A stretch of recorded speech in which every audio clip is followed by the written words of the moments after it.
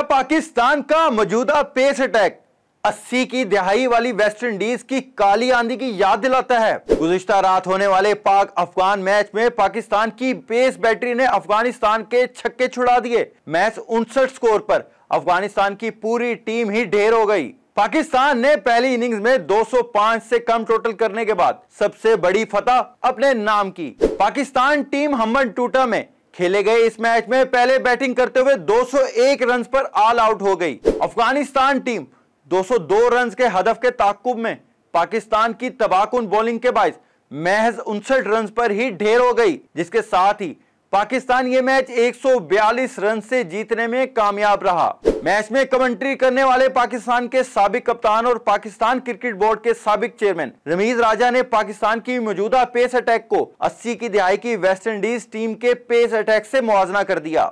हारिस रऊफ, शाहीन शाह अफरीदी और नसीम शाह इस वक्त 90 kph पर मुतवातिर गेंदें डाल रहे हैं, जो कि किसी भी बैटिंग लाइन के लिए मुश्किल का सबब बन सकती हैं। क्या पाकिस्तान की मौजूदा बॉलिंग वाकई ही वेस्ट इंडीज की बॉलिंग अटैक की याद दिलाती है कि नहीं?